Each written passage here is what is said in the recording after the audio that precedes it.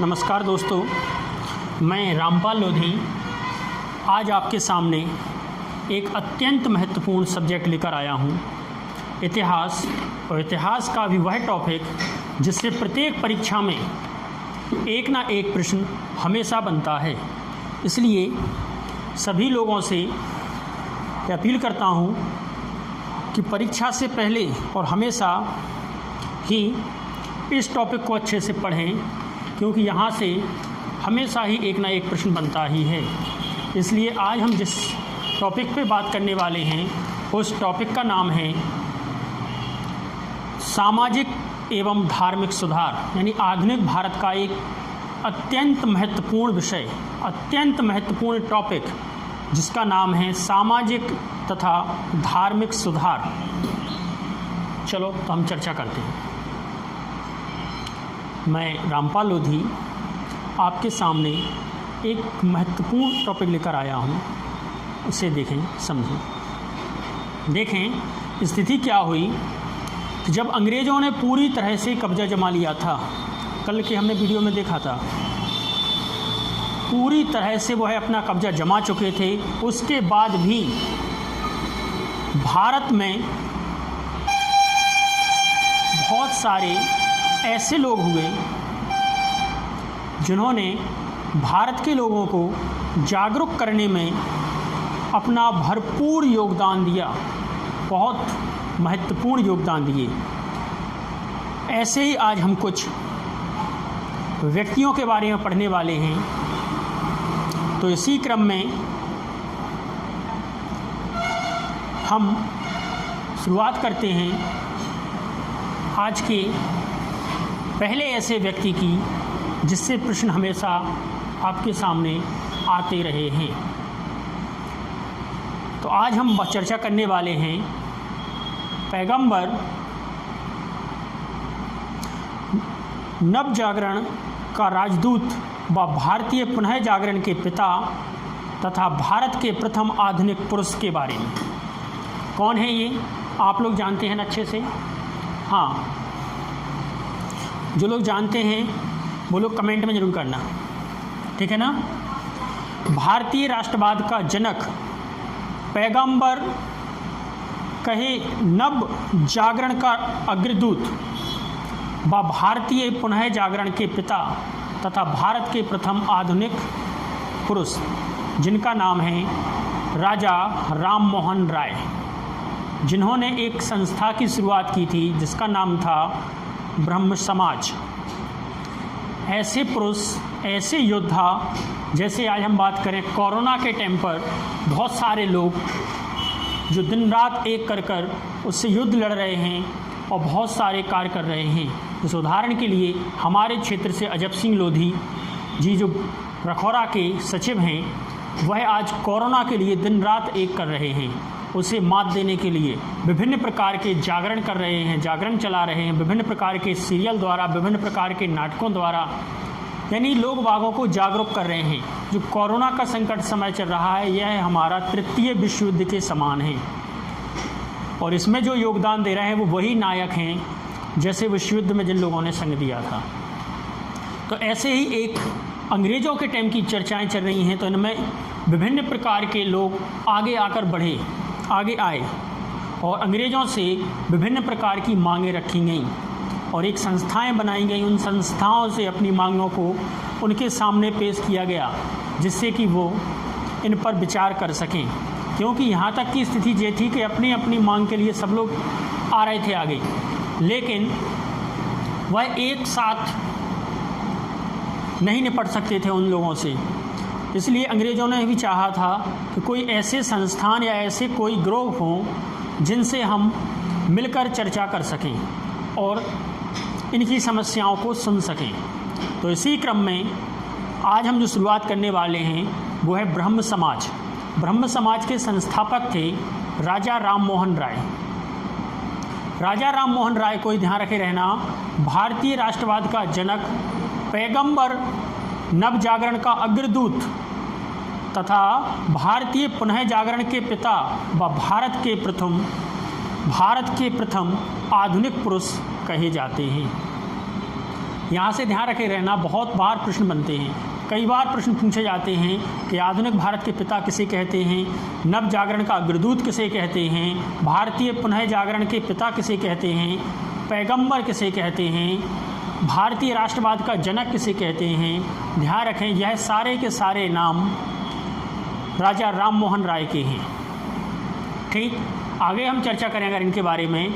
तो पहला ग्रंथ 1809 में फारसी में तोहफत उल मुद्दीन प्रकाशित हुई, जिसमें मूर्ति पूजा का विरोध व एकेश्वरवाद का समर्थन किया। इन्होंने 1809 में एक फारसी तोहफत उल मुद्दीन प्रकाशित हुई थी, एक पत्रिका टाइप की थी, जिसमें इन्होंने मूर्तिवाद का विरोध किया तथा एक ईश्वरवाद का समर्थन किया। इनका मानना था कि ईश्वर एक है। जरूरी नहीं है कि आप मंदिर में जाएं, मस्जिद में जाएं, गुरुद्वारे में जाएं, कहीं भी जाएं, इसलिए इन लोगों ने मूर्तिवाद का विरोध किया। इनका मानना था कि ईश्वर एक है, आप उसे कहीं भी बुलाएं, कहीं भी पुकारें, वो आपकी बात सुनता है। फालतू के भ्रमों में आप लोग ना पड़ें। ठीक, इसी के चलते हुए इन्होंने एक आत्मीय सभा का गठन किया, जो 1814-15 के बीच की बात है। 1814-15 में इन्होंने आत्मीय सभा का गठन किया तथा वेदांत कॉलेज की स्थापना कर डाली। फिर उन्होंने आगे चलकर जब 1814-15 में इनकी वो आत्मीय सभा जो गठन हो गया था, तो उससे बहुत सारे लोग जागरूक हुए, और जागरूक हुए तो उन्हें जागरूक और अच्छी तरीके से बनाने के लिए इन्होंने एक कॉलेज का उद्घाटन किया, जिसका नाम था वेदांत कॉलेज। वेदांत कॉलेज की स्थापना 1825 में की गई। ठीक, आगे देखें, अगर हम इनकी और आगे चलें कि कोलकाता में जो हम बात कर रहे हैं 1825 वाली कॉलेज की, उसी से संबंधित आगे चले हम, तो कोलकाता में इसकी सहायता किसने की थी? David Hare and Alexander does ने हिंदू कॉलेज की स्थापना की। लेकिन ध्यान रखे रहें, इसमें पढ़ाई अंग्रेजी में होती थी, नाम इसका हिंदू कॉलेज था। ठीक, कोलकाता में जो कॉलेज खोला गया था हिंदू कॉलेज, इसकी स्थापना में सहायता की गई थी डेविड हेयर एवं अलेक्जेंडर द्वारा, लेकिन यह अंग्रेजी में था, इंग्लिश में था, यह हिंदी में नहीं था। ध्यान रखे रहना। आगे हम बात करें 20 अगस्त 1828 की। समय बीतता जा रहा है और यह चारों साइड अपना प्रकाश फैलाते चले जा रहे हैं, अपने समाज का प्रचार फैलाते चले जा रहे हैं। बहुत सारे लोग इनके साथ हो चुके थे, इनके ग्रुप में हो चुके थे, इनके संगठन में हो चुके थे, और यह विभिन्न प्रकार के कार्य करते चले जा रहे हैं जिससे समाज को सुधारा जा सके। इसी के क्रम में 20 अगस्त 1828 में कोलकाता में ब्रह्म समाज की स्थापना की गई। ब्रह्म समाज की स्थापना कब की गई? ध्यान रखे रहना, 20 अगस्त 1828 में। इससे पहले यह 2 कॉलेज खोल चुके थे, आत्मीय सभा का भी गठन कर चुके थे, और यह मूर्तिवाद का भी विरोध कर चुके थे, एक ईश्वरवादी भी बता चुके थे। जब तक इनकी, ध्यान रखे रहना, ब्रह्म समाज की स्थापना नहीं हुई थी, अभी एक छोटे छोटे संगठन थे इनके पास। जब ये छोटे छोटे संगठन बहुत सारे लोगों में जुड़ गए, तब इन्होंने ब्रह्म समाज की स्थापना की और एक संगठन के रूप में उसे बनाया कि सारे लोग इस संगठन से जुड़कर चलेंगे। उस संगठन की स्थापना की गई 20 अगस्त 1828 में। ठीक है ना। आगे चलकर देखें, जब ये इतने लोकप्रिय हो गए लोगों के बीच में कि इनकी प्रत्येक लोग बात मानने लगे, तो उसी क्रम में इन्होंने बाल विवाह, स्त्री प्रथा, मूर्ति पूजा, पुरोहितवाद आदि का विरोध कर डाला। समझ रहे हैं आप लोग? इन्होंने देखा कि हमारी समाज में बहुत सारी कुरीतियाँ आज भी विद्यमान हैं और उस समय भी विद्यमान थी। इन्हीं को चलते हुए इन्होंने बाल विवाह जैसी स्थितियों को सुधारने की विचार बनाया, सोचा, समाज में प्रचार किया कि भाई लोगों, आप लोग बहुत छोटे में बच्चों की शादी कर देते हैं, उनके कैरियर का नाश कर डालते हैं, उन्हें कुछ जीवन में देखने ही नहीं देते, उन्हें शुरुआत से ही आप एक ऐसे जाल में फंसा देते हैं मैं शादी को जाल नहीं बोल रहा हूँ, मैं उस उम्र को जाल बोल रहा हूँ जिस उम्र में शादी नहीं होनी चाहिए थी। यानी हर एक नागरिक को अपने जीवन के बारे में सोचने के लिए टाइम तो देना चाहिए। उसे टाइम दिए बिना ही आपने उसकी जो स्थितियाँ होती थीं, आगे चलकर लोग बाग बताते हैं कि कभी कभी तो गर्भ में ही शादी फाइनल हो जाती थी कि आप लोगों की शादी पक्की है। अगर आपके यहाँ लड़का हुआ, आपके यहाँ लड़की हुई, तो आप लोगों की शादी पक्की हो गई। तो आप बताएं, उन लोगों का भविष्य, उन बच्चों का भविष्य आपने जन्म लेने से पहले ही बर्बाद कर दिया, क्योंकि वो शुरुआत से ही उसी शादी में लुप्त हो गए और पूरी तरह से वो अपने जीवन को पहचानने से वंचित रह गए। इसलिए उन्होंने बहुत विभिन्न प्रकार के आंदोलन चलाए, विभिन्न प्रकार से लोगों को समझाया कि भाई आप लोग बाल विवाह ना करें। इसके लिए उन्होंने उस समय जो गवर्नर थे, जो अंग्रेजी शासन था, उनसे भी कंप्लेंट की कि इस पर आप कोई कानून बनाएं कि लोग बाग बाल विवाह ना करें, क्योंकि लोग बाग मानते नहीं हैं। आप लोग देख रहे हैं कि लॉकडाउन खुला नहीं है अभी, उसके बाद भी बिना मास्क के सड़कों पर घूम रहे हैं। तो ये लोग बागों की आदतें होती हैं, इन्हीं के लिए ये कानून बनाए जाते हैं, तभी वे लोग सुधरते हैं। तो इसीलिए इनने भी बहुत प्रयास किया, अंग्रेज़ों से कहा कि आप इसके ऊपर भी कोई कानून बनाएं कि जिससे बाल विवाह रोका जा सके। इसी को चलते सती प्रथा का भी प्रचलन यहाँ पर चल रहा था जोरों से। तो सती प्रथा पर भी इन्होंने विभिन्न प्रकार की टिप्पणियाँ की, विभिन्न प्रकार के आंदोलन किए, विभिन्न प्रकार के समझाए लोग बागों को कि आप लोग ये प्रथाएं छोड़ दें। क्योंकि किसी लड़की का अगर मान लो आपने बाल विवाह कर दिया, उसका वो 5 साल या 10 साल की ही लड़की है, 5 या 10 साल की लड़की, आप लोग इसे गलत मत समझना, मैं सही बोल रहा हूँ, या आपने बाल विवाह कर दिया उसका बचपन में, और बाल विवाह करने के बाद उसके 10 साल बाद या 12 साल बाद उसका पति ख़त्म हो गया, आश्चर्यवत कुछ मृत्यु हो गई उसकी, तो जो उसकी पत्नी रहती थी उसका जीवन भी उसके साथ ही ख़त्म हो जाता था, क्योंकि उसको उसके साथ ही जिंदा जला दिया जाता था। बोलते थे सती होना पड़ता है। बताओ उस लड़की की क्या गलती थी? उस लड़की की गलती सिर्फ इतनी थी कि उसने शादी कर ली। उसकी शादी आपने इतने छोटे में कर दी कि उसने जीवन में कुछ देखा ही नहीं, और ज़िंदगी भर वो विधवा बन के रहेगी। अब ठीक, और ज़िंदगी भर विधवा बन के रहेगी। तो लोग बाग बोले हम ऐसा नहीं रख सकते, इसलिए इसको सती प्रथा कर दिया, संग में ही जला दिया जाए इसे, क्योंकि आगे चलकर ये समाज के लिए दुरुपयोगी हो सकती है। लोग बागों का ऐसा मानना था। ठीक, तो इस पर भी विभिन्न प्रकार के विचार किए, और विचार करने के बाद पहले बाल विवाह को रोकने की प्रथा बनाई गई। उसके बाद सती प्रथा पर विरोध किया। राजा राम मोहन राय ने बहुत सारा विरोध किया कि सती प्रथाएं छोड़ दी जाए, सती प्रथाओं को बंद किया जाए। उसका जीवन है उस लड़की का, अगर ऐसी परिस्थिति बनती है तो उसकी दूसरी शादी हो जाएगी, वो अपना दूसरे का परिवार बसाएगी, अपनी ज़िंदगी जिएगी, उसकी ज़िंदगी क्यों ख़त्म हो जाए। इस प्रकार सती प्रथा का भी उन्होंने विरोध किया। मूर्ति पूजा का विरोध किया। मूर्ति पूजा के बारे में हम बता ही चुके कि लोग बाग मानते थे कि भगवान मंदिर में ही हैं, लोग बाग मानते थे कि भगवान मस्जिद में ही हैं या गुरुद्वारे में ही हैं। तो राजा राम मोहन राय का यह मत था कि ऐसा नहीं है, आप अगर सच्चे मन से घर से भी भगवान को बुलाओ तो वो वहाँ से भी आपकी सुनता है।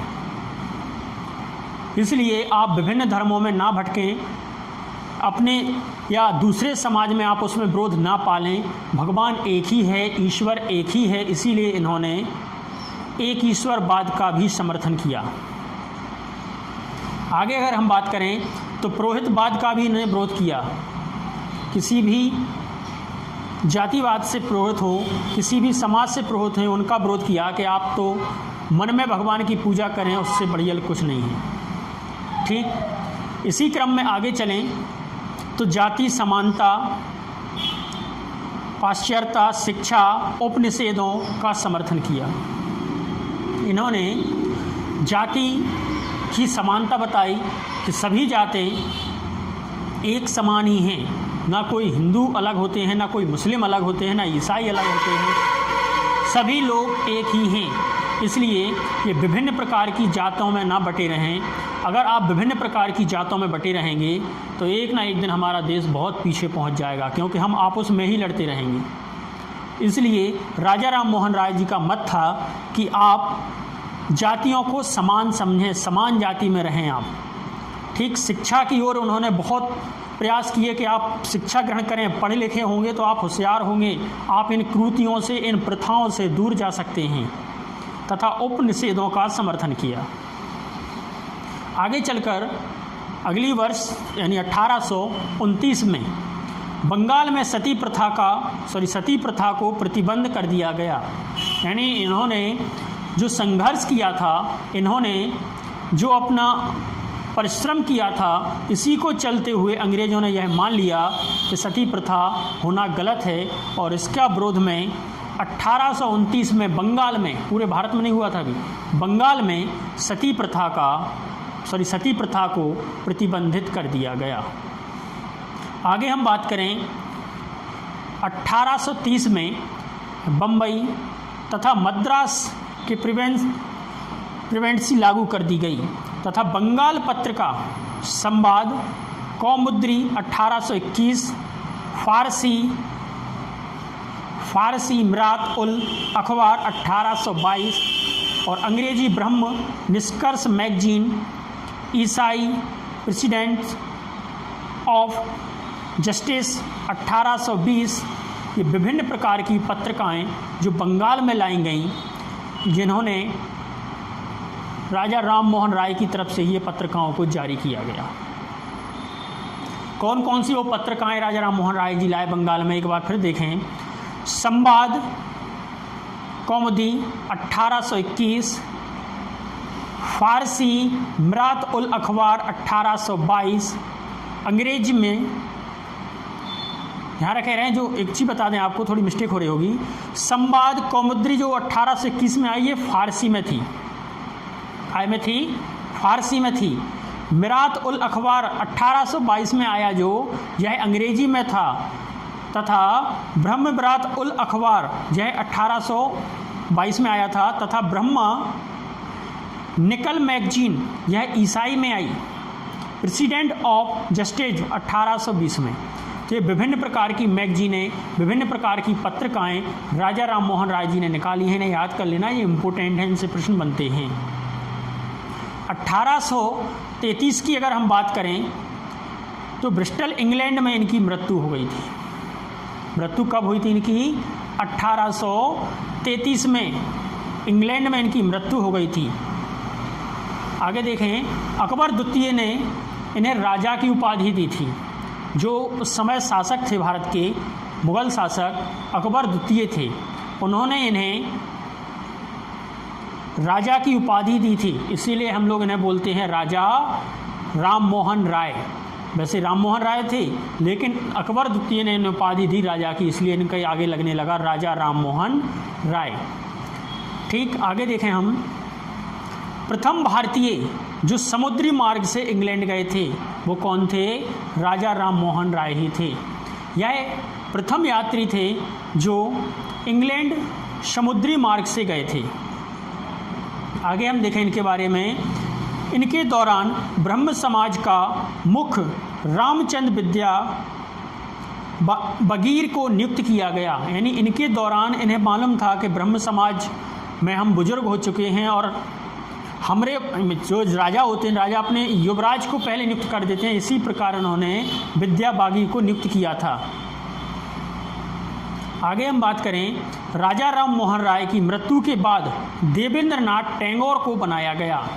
यानी देवेंद्र नाथ टैगोर को इनके बाद इसको सौंप दिया गई। किसको सौंप दी गई? ब्रह्म समाज को, कि अब राजा राम मोहन राय नहीं रहे, अब इसका संचालन आप देवेंद्र नाथ टैगोर को या देवेंद्र नाथ टैगोर करेंगे।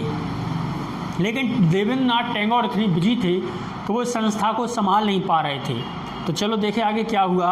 1839 में देवेंद्र नाथ ने तत्वबोधि सभा की स्थापना की। एक सभा बनाई जिसका नाम था तत्वबोधिनी सभा की स्थापना की।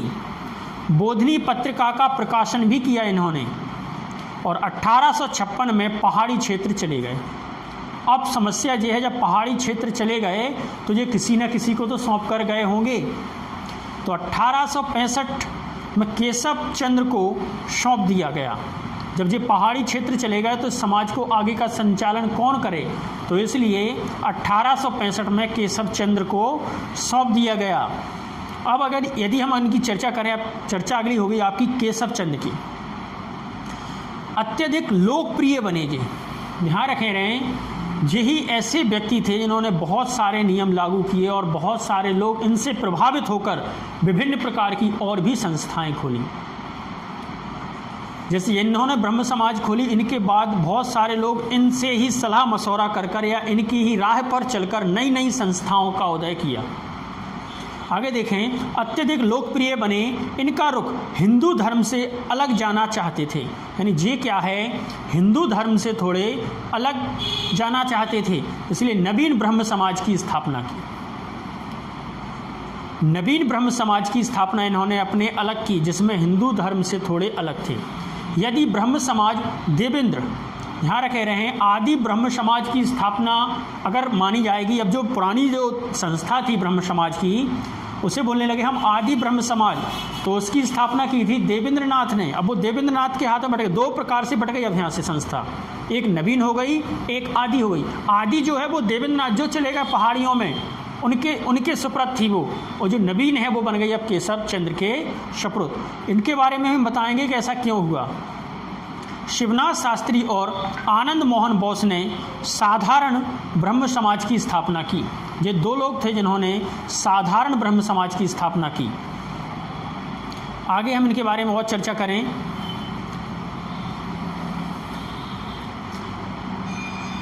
अब जब ब्रह्म समाज की स्थापना हो चुकी और इनके जेई इम्पोर्टेंट लगभग हैं तीन लोग, देवेंद्रनाथ, केशव चंद्र और ये दो लोग और आए जिन्होंने शिवनाथ शास्त्री और आनंद मोहन बोस ने साधारण ब्रह्म समाज की स्थापना की। तो हमारा कहने का मतलब क्या है कि उस समय भी बहुत सारे लोग ऐसे थे जो समाज को जगाने का कार्य कर रहे थे, जो समाज को उठाने का काम कर रहे थे।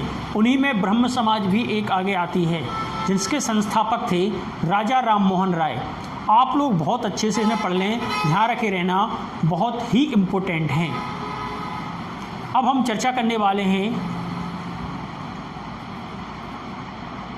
और चर्चा करें या वीडियो यहीं तक रहने दें आज, क्योंकि बहुत सारे लोग बोल रहे हैं सर 25-30 मिनट से ज़्यादा का वीडियो ना बनाया करें, है ना हर्ष बुंदेला जी?